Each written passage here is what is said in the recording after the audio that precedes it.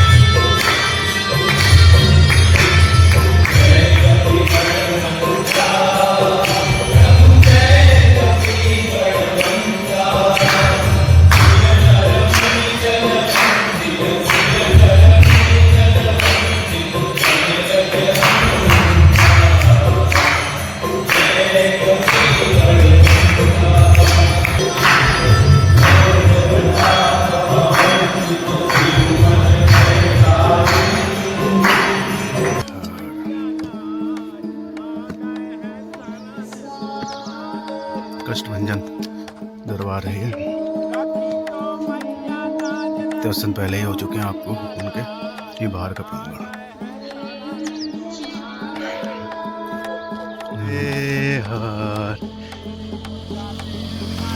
ये देखिए बिल्कुल रेड ऑरेंज कलर में, रेड नहीं ऑरेंज कलर में रेडिश जो सूर्य देव भगवान निकलते हुए अपनी किरणों को फैलाते हुए नर्मदे हार। ये देखिए सूर्यदेव भगवान अपनी छटा को बिखेरते हुए नर्मदे हार।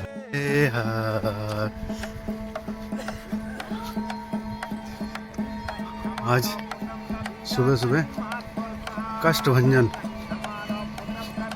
बालाजी महाराज जी के दर्शन हुए।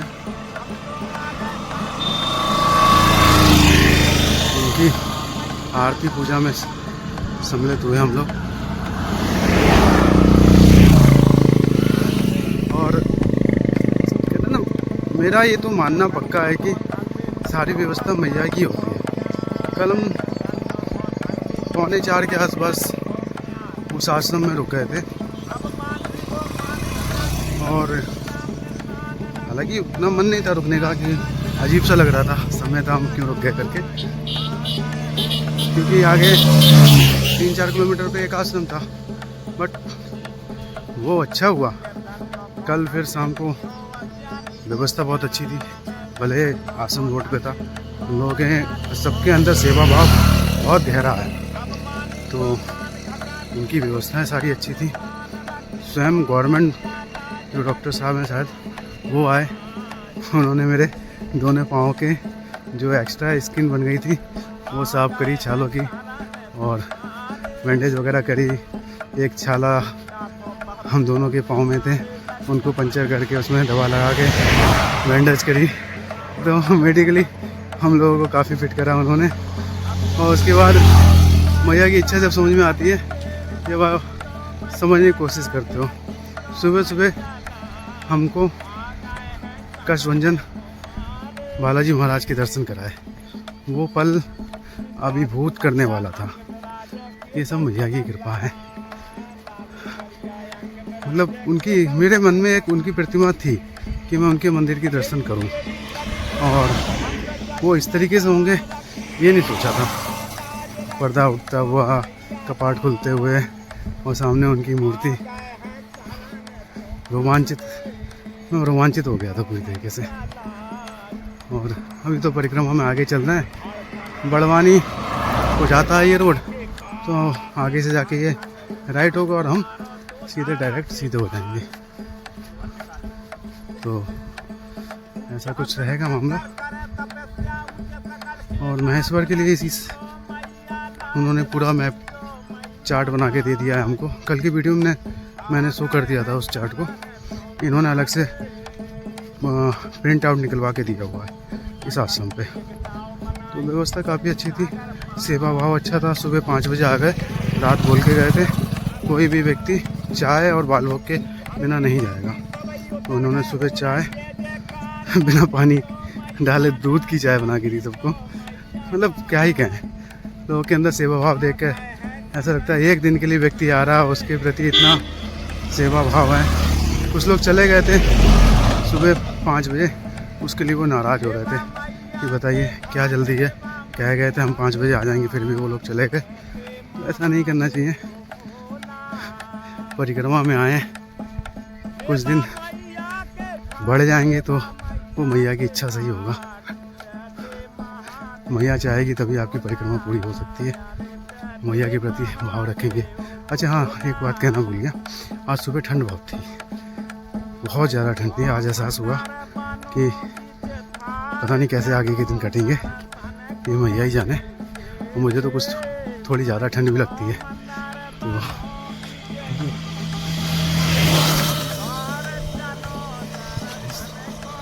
तो मैया ही कटवाएगी आगे के दिन। आगे नाग देवता का मंदिर आने वाला है, वहाँ से थोड़ा आगे चल के हमको सीधे चलना है। ये रोड राइट को टर्न कर जाएगा। नर्मदे हर। अच्छा, ये तो यहीं से टर्न कर गया, यहीं से टर्न कर गया। ये देखिए,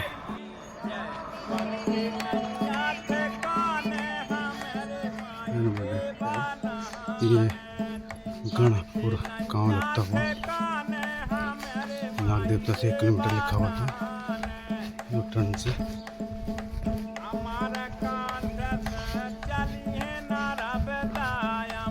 ऐसा कुछ गाँव की शुरुआत है। नर्मदे यार, ये चौकड़ी आ गई। चौकड़ी से आके, हाँ चौकड़ी से आगे सीधे निकलते हुए ये गणपुर से आगे, चौकड़ी के आगे सीधे जाना है, कहीं रुकना नहीं है। अब ये सीधा ही सीधा चलना है कुल मिलाकर।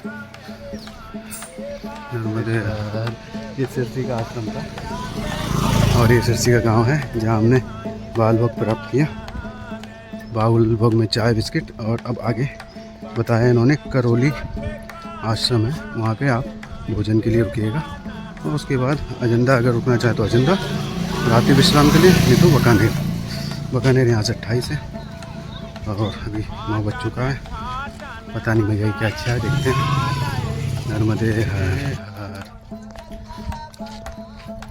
सिरसा से देवगढ़, देवगढ़ से कपटी पुनर्वास होते हुए अब आगे करौली के लिए निकल रहे हैं। रोड ही रोड है, चारों ओर सीधा रोड आ रहा है, कहीं आपको अलग से ना तो राइट होना ना लेफ्ट होना, बस रोड चलते जाना है। रोड जैसे जैसे टर्न लेगा वैसे वैसे टर्न लेना है, और आगे एक एक पग रखते हुए बढ़ते जाना है। यही है परिक्रमा का सार।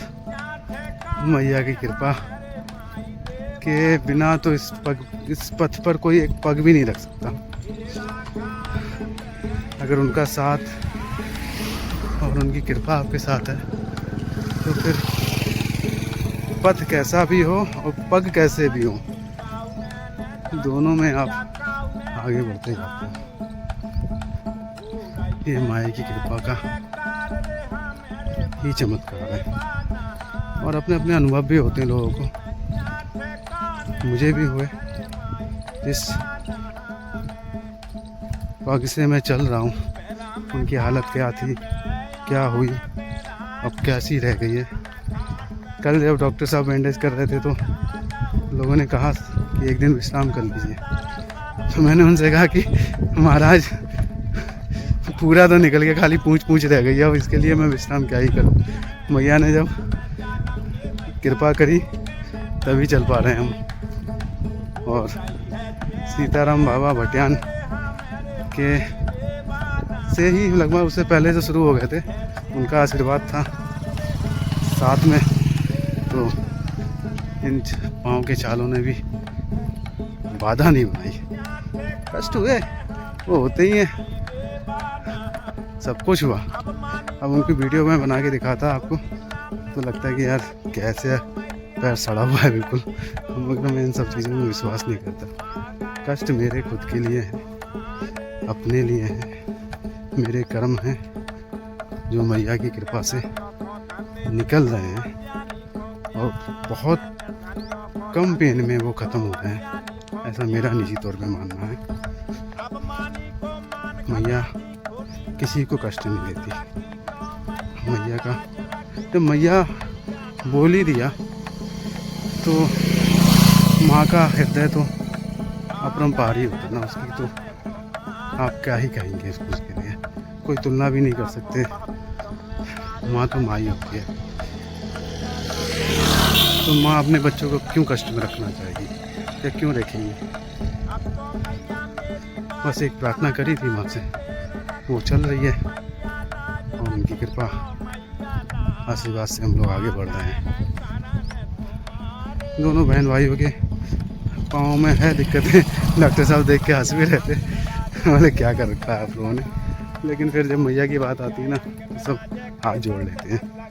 बस कृपा है, उसको ही आशीर्वाद मान कर आगे बढ़ते रहते हैं। और यही इस पथ पर असली जीवन भी है। आपको हर रोज़ नए लोग मिलते हैं, नए लोगों से मुलाकात होती है। एक आश्रम में जाते हैं तो कुछ ही क्षणों में इतना अपनापन हो जाता है कि ऐसा लगता है कि मानो कब से जान रहे हो। कृषि वाले जो सेवा दे रहे थे उन्होंने पुनः आने की उन्होंने एक तरीके से रिक्वेस्ट करी। अब पुनः आना नहीं आना ये तो मैया ही जाने, हम तो ये कह देते मैया की मर्जी होगी तो पुनः भेंट होगी आपसे। कितने लोग साथ में चले, कितने लोग पीछे रह गए, कितने लोग मिले, जो साथ में थे वो आगे निकल गए, पुनः मिले। तो ये सब मैया ही करती है। आपको कहाँ रुकना, किससे मिलना, किसके साथ चलना, ये सब मैया डिसाइड करती है। भाव अच्छा होना चाहिए बस आपका, भाव शुद्ध रखिए, समर्पण पूरा रखिए, बाकी मैया पे छोड़ दीजिए। कैसे क्या कब सब उसको पता है, क्या करना है, कैसे निपटाना है, वो सब जानती है। और मैंने तो एक ही मार्ग चुना है, वो है मैया का। तो अब मैंने क्या चुना है वो मैया ने ही बुलाया है कि देखा जब कोई व्यवस्था नहीं है चारों ओर से तो मैया ने ही बुला लिया, अपने आंचल में छुपा लिया। हम धीरे धीरे आगे बढ़ रहे हैं उनकी कृपा में। आगे तो अभी तो बहुत छोटा सा हमारा कार्यकाल बीता है यहाँ पे, बहुत छोटा सा समय गया है। यात्रा बहुत लंबी है तो अनुभव भी अलग अलग होंगे आगे। हाँ सुबह ठंड बहुत थी, हालत ख़राब हो गई। बाकी तो सब ठीक ही है, मैया की कृपा है। नर्मदे नर्मदे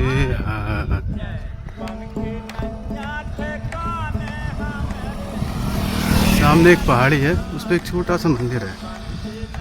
ये जब आप सिरसी से आगे करौली के लिए निकलते हैं तो रोड पे ही पड़ता है पहाड़ी पे, हालांकि हम साइड से निकल जाएंगे। और यहाँ से करौली करीब करीब 3 से 4 किलोमीटर होगा। पीछे भी माइलस्टोन पे 5 था, नर्मदे हार अभी 3-4 तो होगा ही कम से कम। नर्मदे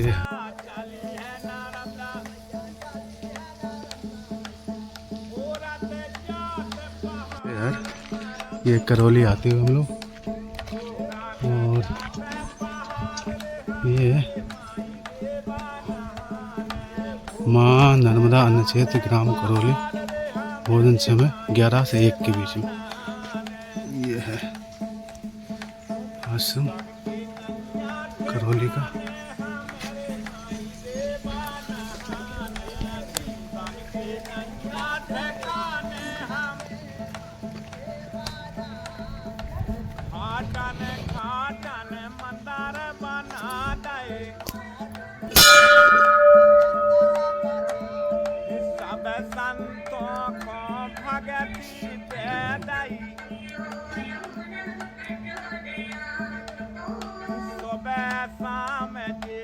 करते आरती सुबह शाम जी करते आरती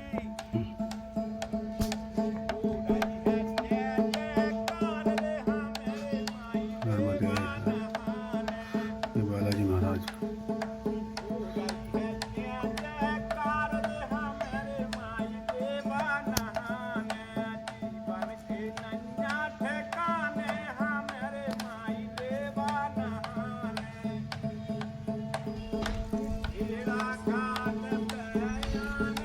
करौली आश्रम का दृश्य है मदेहार।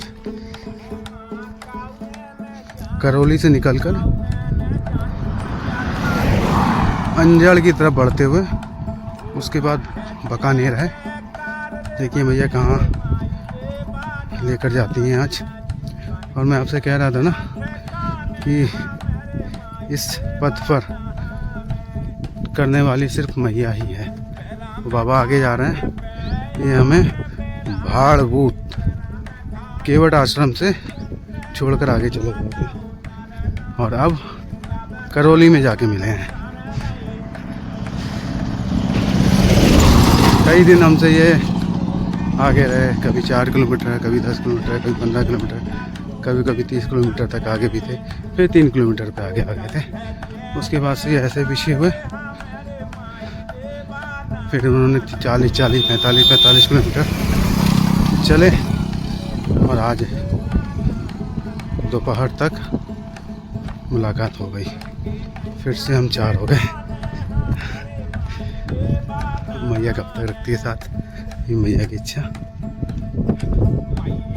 मगर एक वो पीछे आ रहे हैं इनके हमारे साथी, हमारे इनके लगभग विचार एक से ही है, नियम ध्यान और वो दर्शन को लेकर, इसलिए निभ जाती है।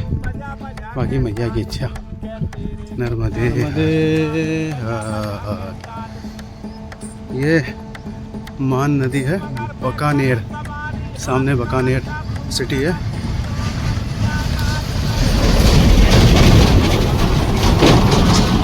उससे ठीक पहले ये रपटा पुल है। हमारे यहाँ इसको रपटा पुल बोला जाता है। क्यों? क्योंकि इसमें बरसात के में इसके ऊपर से पानी निकल सकता है। इसमें सरकार का कोई ज़्यादा खर्च आता नहीं है। छोटे छोटे पाइप डाल दिए जाते हैं, उसके ऊपर से रोड निकाल दी जाती है ताकि जल भी निकलता रहे, और जब जल का फ्लो बढ़ता है तो रोड के ऊपर से निकल जाता है। तो सामने कुछ बांध सा है, यहाँ से ये पानी निकली हुई है। हाँ चलो चलो, ये पूरा ग्रुप मिल गया भैया फिर से। हाँ फिर से बोलिए हाँ बोलो बाबा बोलो। ये रहे हमारे भाई साहब भाई, नर्मदे हम यहीं पर विश्राम लेते हैं। हाँ विश्राम लेंगे, बागानेर में विश्राम होगा आज। अच्छा कई लोग इकट्ठे मिलेंगे आज हम यहाँ पे। नर्मदे हर बाकानेर के हनुमान मंदिर में पहुँचते हुए, और ये यहाँ तो व्यवस्था कुछ अलग ही है।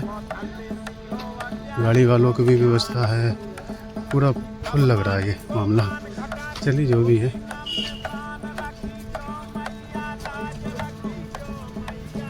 नर्मदे हर।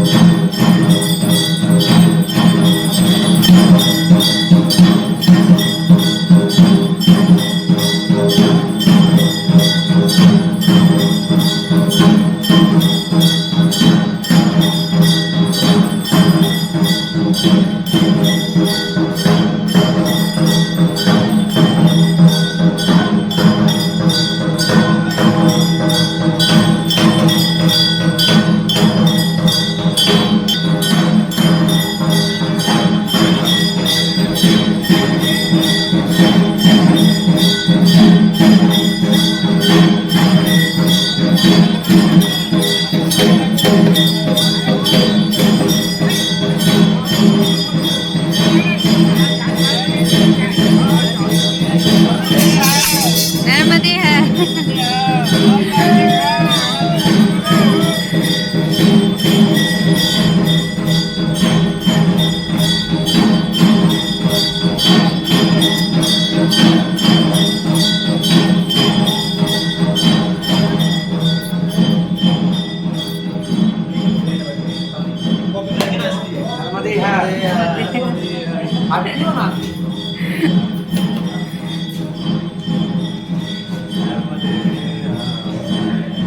ये परिक्रमा वासी लोग बैठे हैं